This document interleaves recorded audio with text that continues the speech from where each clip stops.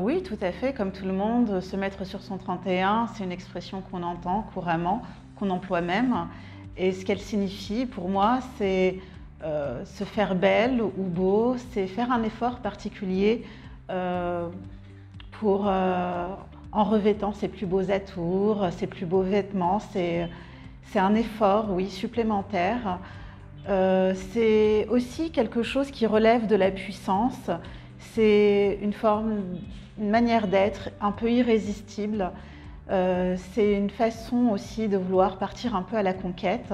En tout cas, c'est un sentiment d'harmonie entre l'extérieur et l'intérieur et qui octroie une dose de confiance. Alors moi, je trouve qu'il est important qu'il y ait une journée du 8 mars où l'on célèbre la femme et où l'on revient sur tout le parcours et tout le travail de ce mouvement pour la défense des droits des femmes et leur reconnaissance.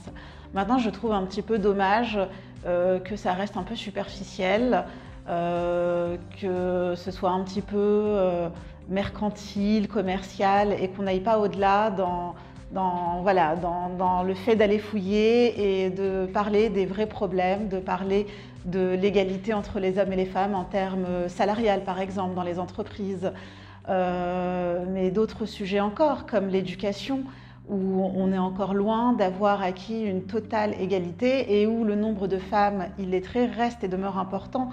Donc la journée de la femme, c'est très bien, et puis beaucoup de choses ont été acquises, mais il reste encore beaucoup à faire et ça n'est finalement pas simplement l'affaire des femmes, mais du corps social dans son intégralité.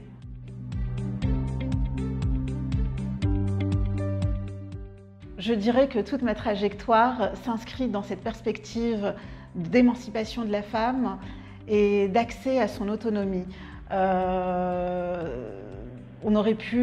J'aurais pu croire que les divers conditionnements et déterminismes sociaux feraient de moi une femme reléguée à certaines tâches, notamment domestiques.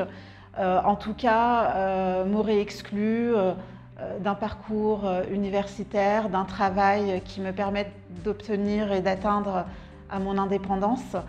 Cela dit, moi je me suis installée dernièrement au Maroc et je me suis lancée en tant qu'auto-entrepreneur. Donc voilà, aujourd'hui je suis une femme indépendante et ce pays m'a offert cette possibilité. Et tous les jours, je fais la démonstration qu'on peut être une femme et aller de l'avant et entreprendre. Et c'est une belle aventure.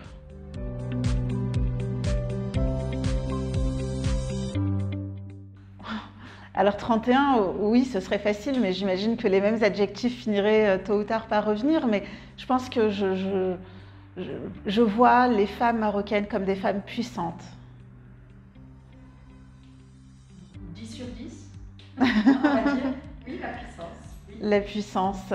Ce sont des femmes puissantes, fortes, ce sont des femmes brillantes, intelligentes, ce sont des femmes modernes, ce sont des femmes traditionnelles, ce sont des femmes actuelles, ce sont des femmes belles, ce sont des femmes drôles, joyeuses, ce sont des femmes militantes, ce sont des femmes de pouvoir, vraiment.